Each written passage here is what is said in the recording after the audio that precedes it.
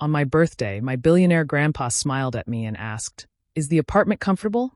I shockingly realized that question was the start of everything I never saw coming. I grew up quietly, far away from the life my family liked to flaunt. My father raised me modestly, never letting me depend on the Harrington fortune. He always told me that wealth from my grandfather came with chains, not kindness. Because of that, I learned to watch carefully, to listen when others ignored, and to notice the little shifts in people's voices when money and power were in. That night, I sat across from Walter Harrington, the man I was supposed to call my grandfather. He was a billionaire, sharp and intimidating, with a smile that seemed more like a warning than warning. We were in a restaurant so polished it felt more like a stage than a place to eat. Velvet curtains, soft golden light, everything carefully chosen to impress. Walter leaned back in his chair and looked straight at me. Then he asked the question, "Is the apartment comfortable?" I froze for a second. It sounded like a kind, simple question, but it landed wrong. The apartment had seemed like a generous gift at first, something unexpected and thoughtful. But under his gaze, I felt my stomach twist. It didn't sound like a gift anymore. It sounded like a test. When I thought back on the weeks leading up to that night, things made more sense. The sudden phone calls from his office. The times his assistant showed up with papers that just needed a signature. The subtle pressure to attend dinners, events, gatherings I'd never been invited to before. I realized then that every step had been carefully planned. The apartment wasn't mine. It was a reminder that I was in his debt. Elena, my cousin, sat across the table too. She raised her glass with that perfect smile of hers, the kind that looked polite to everyone else but felt sharp to me. Elena always chased after Walter's approval, wearing it like a crown. Tonight was no different. Whenever he spoke to me, I saw her eyes narrow, her lips twitch as if she had to hold back something nasty. She slipped in little comments, soft enough that no one else would question them, but loud enough for me to feel the sting. I stayed quiet, letting them both play their games. Inside, I kept asking myself, why now? Why after years of silence did Walter suddenly care about my comfort, my life, or where I lived? My father's voice echoed in my mind, the bitterness he carried whenever Walter's name came up. He had always said, "Nothing he gives is free." And now I understood. Walter smirked at me, almost like he could see my thoughts racing. Elena laughed under her breath, as if she already knew where this was going. I forced myself to smile back, but I felt the walls closing in. That simple question about the apartment wasn't about generosity at all. It was about control. And in that moment, I knew I had stepped into something I couldn't escape. I thought about my father that night after dinner. He was Walter's only son, and they never spoke in the last years of his life. My father always warned me not to trust Walter. He said my grandfather smiled like a friend, but planned like an enemy. I didn't want to believe him back then. A part of me hoped Walter might still be family. But the older I got, the more his words sounded like the truth. Growing up, I didn't have the things my cousins had. They wore expensive clothes, went to private schools, and lived in houses big enough to get lost in. I lived with my father in a small home where we fixed things ourselves and counted every dollar. On holidays, when we visited the Harrington estate, I always felt out of place. My cousins never let me forget it. They whispered about my clothes, laughed at my old phone, and bragged about trips I could never take. My father used to squeeze my shoulder and say, "One day you'll be glad you're not like them." At the time, I only felt left out. After the birthday dinner, things shifted. Walter started calling me more often, inviting me to lunches and little gatherings. At first, I thought maybe he was trying to make up for the past. He'd compliment me in front of everyone, saying things like, "Marina has her father's strength," or, "I can see real promise in her." He said those words when Elena was in the room, and I could feel her stiffen every time. Her smile would freeze, and later she'd make sure I paid for it. It started with whispers. I'd hear that I was only being nice to Walter because I wanted money. Then Elena would joke in front of people, asking if my charity apartment had running water yet. When I stayed quiet, she pushed harder. One night, she told a group of relatives that I'd begged Walter for help. None of it was true, but she said it with such sweetness that everyone believed. Walter never stopped her. Sometimes I even thought he liked watching it happen. He'd sit back in his chair, amused, while Elena tried to claw at me. Then, when I looked upset, he'd throw me another compliment. It felt like he was setting us against each other on purpose, as if we were just pieces in some game only he understood. The apartment was the hardest part. On one hand, I was grateful. I had never lived anywhere so nice, and part of me wanted to believe it was a gift without strings. On the other hand, I couldn't shake the feeling that every time I turned the key, I was walking deeper into his trap. I knew then I couldn't pull away. If I avoided him, I'd never find out what he really wanted from me. So I chose to stay close, even when it made me uneasy. I needed to see his moves with my own eyes. I found out the truth about the apartment on a rainy afternoon. I had gone to the office to clear up some paperwork because the building manager said a form needed my signature. When I read the documents, my heart dropped. The lease and ownership weren't under my name at all. They were under Elena's. Every single paper tied the apartment to her, not me. I stood there frozen, the pen in my hand shaking. All this time, I had believed it was mine, a rare act of generosity from Walter. Instead, I realized he had set me up. I felt like a fool, like a child who had fallen for a trick that everyone else could see coming. The humiliation stung worse than anything. It wasn't just about the apartment, it was about the message behind it. I was never meant to feel secure. He had given me a gift that wasn't even real. The moment Elena heard I'd discovered the truth, she came straight to me. She didn't waste a second before rubbing it in. Her smile was sharp, her voice sweet but cruel. You didn't really think he gave it to you, did you? Grandpa just wanted to make sure you had a roof over your head, and I was kind enough to put it in my name. She made it sound like I should thank her. I wanted to scream, but no words came out. Soon after, the whispers began again. Elena told everyone that I had been ungrateful. She painted me as someone who complained about free help, twisting the story, so I looked like the selfish one. Relatives who once smiled at me now gave me cold stares. I knew she was poisoning their thoughts, and Walter said nothing to stop her. That silence reminded me of all the times I had seen him do this before. I remembered an uncle who once thought Walter was giving him control of a business, only to find out later that Walter had already sold it. I remembered an aunt who trusted Walter with her savings, only to watch him invest them in something that left her broke. Each time he had smiled, claimed it was just business, and moved on while their lives fell apart. And now it was my turn. I went back to the apartment that night, sat on the floor of the living room, and cried until I had no strength left. The walls felt smaller, the air colder, and the place no longer felt like mine. I hated myself for letting hope blind me. My father's warnings rang in my head, and I realized how foolish I had been to ignore them. But somewhere in that flood of shame, something hardened in me. I wiped my face, looked around at the apartment that wasn't mine, and swore I would never let them do this to me again. Walter and Elena thought I would break, but I felt a fire spark inside me. I wasn't going to be their victim anymore. I couldn't shake the thought that the apartment was just one piece of a much bigger game. I needed answers, so I started digging into Walter's past. I spent nights in front of my laptop, scrolling through old newspaper articles, court records, and financial reports.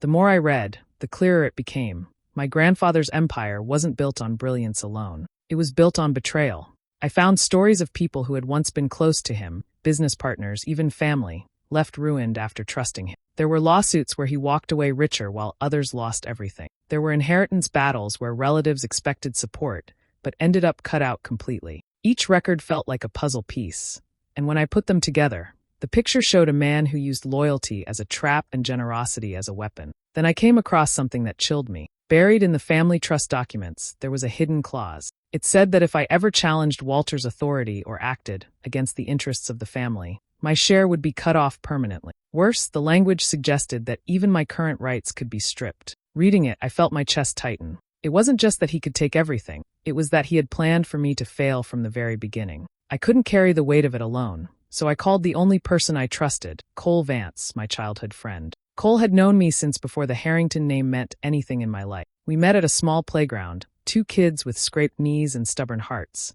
and he had been by my side ever since. When I told him what I'd discovered, he listened without interrupting, his jaw tight with anger. You can't let them walk all over you, he said firmly. He's testing you. Fight back. Cole's words gave me strength, but they also sharpened my fear. I realized that Elena wasn't just a spoiled cousin. She was being groomed to take it all. Walter's praise, the way he fed her confidence, the spotlight he kept turning her way, it was all part of the plan. She was his chosen heir, and I was just the obstacle he was waiting to push aside. That truth cut deeper when Walter invited me to a charity event. At first, it sounded harmless.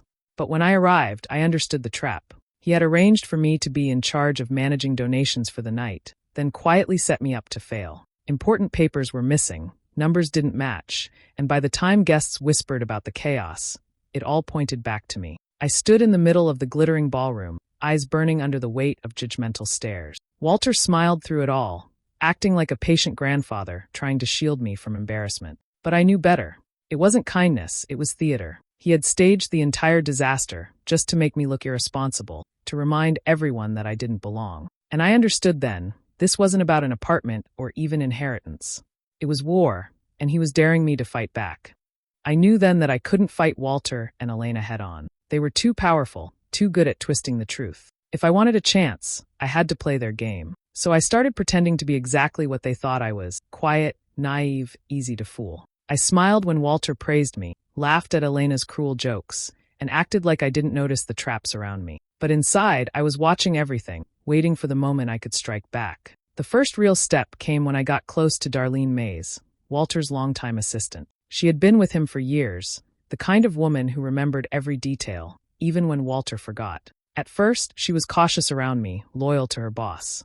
But over coffee one afternoon, her guard slipped. She sighed, almost to herself, and said, "You'd be surprised how much paper gets moved around in this family. Not all of it honest." That was all I needed. I started asking questions carefully, never too directly. With time, Darlene began dropping hints. Contracts switched at the last minute, documents signed by people who weren't even in town, property that changed hands without explanation. She never said names, but I could see her eyes harden whenever Elena came up. One evening, after piecing together enough fragments, I finally found proof. Buried in a stack of real estate files, there were property papers with Elena's name scrawled in signatures that didn't match. They weren't even close.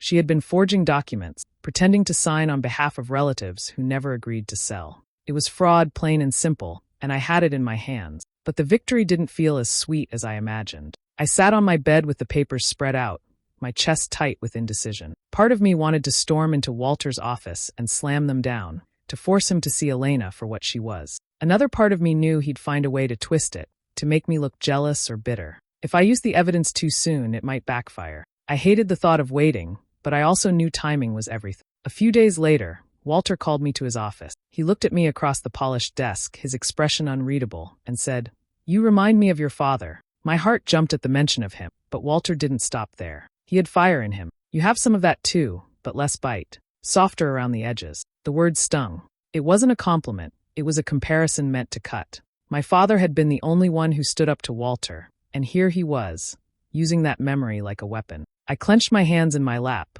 forcing myself not to react. Inside, anger burned through me. He thought he could twist my father's memory into another tool to control me. But I wouldn't let him. Not anymore. I couldn't keep the papers to myself any longer. The weight of them pressed on me every night. Finally, I decided to confront Elena directly. I found her alone one afternoon in the garden behind the Harrington estate. She was sipping wine, lounging like a queen. I walked up and laid the forged documents on the table in front of her. Her eyes flicked over them, then back to me. For a moment, I thought I had caught her off guard. But instead of fear, she threw her head back and laughed. "So you found those," she said lightly, as if we were talking about old photographs. "Clever, Marina. But let's be clear, none of it matters. Grandpa will always protect me. You could drag those papers into court tomorrow, and it wouldn't change a thing. He'd crush you before you even stepped into the building." Her confidence chilled me, but I didn't show it. I let her keep talking, acting like her words didn't matter. Meanwhile, my phone sat hidden in my pocket, recording every word. Her arrogance was my gift. She bragged too much, too freely, and I knew someday soon those words could turn into a weapon. Not long after, Walter announced another family gathering. This time it was an engagement party for Elena. The Harrington estate glowed with chandeliers, polished marble floors, and servants carrying trays of champagne. Guests in glittering gowns and tailored suits filled the hall. I walked in wearing a simple dress, one I had bought with my own money. Compared to everyone else, I looked out of place, and I felt the stares. Elena made sure of that. She introduced me to people in a tone that sounded sweet, but cut like glass. "This is Marina, my cousin. She's doing her best to adjust to all of this." A few guests laughed politely, their eyes sliding over me as if I didn't belong. Later, she even sent a waiter to tell me I had been given the wrong seat, moving me away from the main table and placing me near the back. It was humiliating, a deliberate reminder of where she thought I stood in the family. Walter watched it all with that thin smile of his, as if the entire evening was a stage play he had directed. He spoke kindly to me in front of others, then turned his attention back to Elena and her new fiancé, making sure the spotlight stayed on them. But while the night tried to break me, I stayed calm. I held my glass steady, kept my face smooth, and let them believe they were winning. They didn't know what I carried in my pocket. They didn't know the truth I had recorded or the proof I had hidden away. For the first time in a long while, I wasn't the powerless one in the room. I had leverage now, and I intended to use it.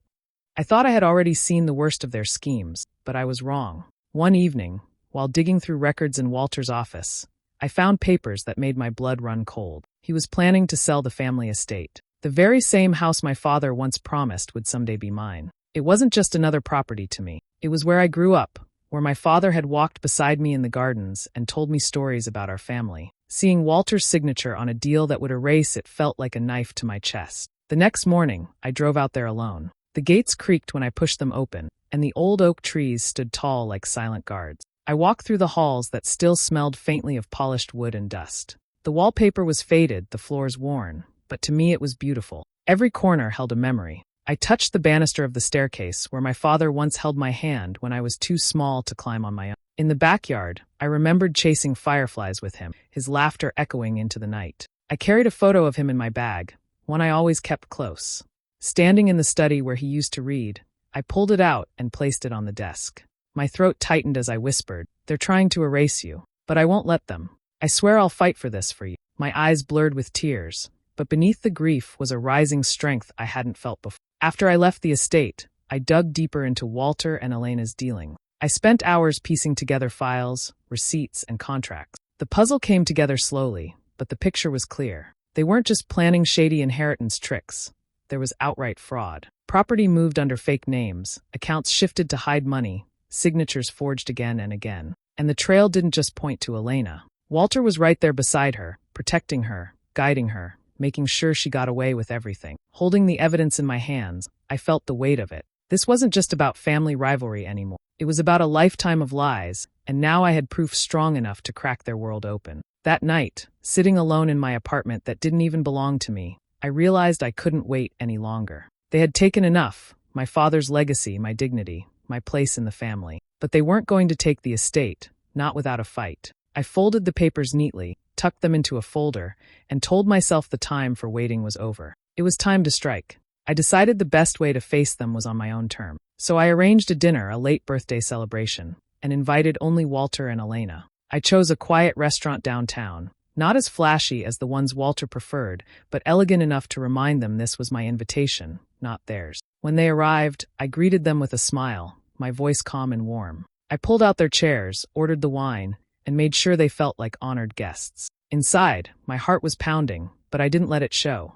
I spoke lightly about the food, the decor, even the weather, making myself sound like the perfect host. Walter leaned back in his seat, studying me as though I were a puzzle he hadn't solved yet. Elena twirled her glass of wine, already bored, already assuming she owned the evening. As the meal went on, I began to slip in small truths, the kind that sounded casual but made their eyes flicker. I mentioned how the estate still looked beautiful even though it was being prepared for sale. Elena nearly choked on her drink, and Walter's smile tightened. Later, I laughed softly and said, "Signatures can be such tricky things, don't you think? Sometimes they don't even look like the real person wrote them." Elena's fork froze halfway to her mouth. I didn't push too hard, not yet. I wanted them to squirm, not run. I leaned in and told a story about my father, about how he always said nothing in this family came without a price. He was right, wasn't he? I said, my eyes steady on Walter's. For the first time all evening, his expression hardened. Walter tried to lean on me then, using that cold, commanding tone he was famous for. "You should be careful, Marina," he said slowly. "When people dig too much, they tend to find trouble they can't handle." His words hung heavy across the table, but I didn't flinch. I smiled back and replied, "Maybe. But sometimes trouble is exactly what needs to be found." The air between us grew thick, and I could feel Elena shifting uncomfortably beside him. She tried to change the subject, but I kept guiding the conversation back, dropping more hints, letting them know I wasn't blind anymore. The confidence I carried unsettled them, because they didn't know how much I had seen or how much I was holding back. By the time dessert was served, no one was enjoying the food. Walter's charm had faded into silence, and Elena's smirk had slipped into a frown. I had cracked the surface, just enough to show them I wasn't their pawn anymore. As I folded my napkin and thanked them for coming, I knew I had done what I set out to do. I hadn't revealed everything, not yet, but the stage was set. They felt the shift, and I saw it in their eyes. My revenge wasn't finished. It was only beginning. I publicly revealed my evidence at the family meeting: fraud, forgery, betrayal. I stood at the end of the long table, my folder open, documents spread out in front of everyone. My voice was steady as I explained what Walter and Elena had done. I showed the forged signatures, the stolen property, the hidden accounts. The room was so quiet that I could hear my own breathing. Walter broke the silence with a laugh that chilled me. "Jealousy," he said, shaking his head. "That's all this is. Marina has always resented Elena. She can't stand to see her shine, so she twists papers and spreads lies. That's what this little show is about." He looked around the table, trying to pull the family back under his control. You all know me. You've trusted me for years. Do not let her destroy what we've built. I didn't move. I pulled out another paper and slid it forward. This isn't jealousy, I said, my voice calm. It's proof. My relatives leaned closer to look, their eyes wide. The forged signature stared back at them, black ink on white paper, undeniable. Before Walter could respond, I pressed play on my phone. Elena's voice rang out across the room. He'll always protect me. I can do whatever I want, and no one will stop me. Her own words, sharp and arrogant, echoed in the silence. Elena jumped up, her face burning. She tricked me, she shouted, pointing at me. That recording doesn't mean anything. She's twisting everything. Her voice cracked, too high, too desperate. She looked at the faces around the table, searching for someone to take her side, but no one spoke. Walter raised his hand, his voice cold. She doesn't understand business. She's fragile, confused. These are mistakes, not crimes. Don't be fooled. His eyes locked on mine, hard and threatening, but I didn't look away. I laid down the final document. Then explain this, I said. The evidence was solid. Financial transfers, property stolen through forged papers. My heart was pounding, but I stood tall. Darlene stepped forward and spoke, her voice steady as she confirmed what she had seen through the years. A few others added their voices, quiet but clear. I wasn't alone anymore. Elena's composure shattered. You fools, she screamed. Without him, none of you would have anything. Her hands shook, her voice broke, and her mask was gone. Walter leaned back, his face stone, his fingers drumming against the table. He didn't argue this time. He knew I had cornered him. I looked around and saw the shift. My relatives' whispers filled the air, their eyes no longer on Walter but on me. The power he had carried for decades was slipping through his hands. For the first time in my life, I wasn't the quiet girl pushed to the side. I was the one standing in control, and everyone knew it. Got it. Here's the adjusted version of Outline 10 in simple, easy English, without using the phrase for the first time in my life. The days after the meeting moved quickly. Once the evidence was shown, it spread outside the family wall. Lawyers came in, investigators started digging, and Walter's grip began to break. His empire, once untouchable, was pulled apart piece by piece.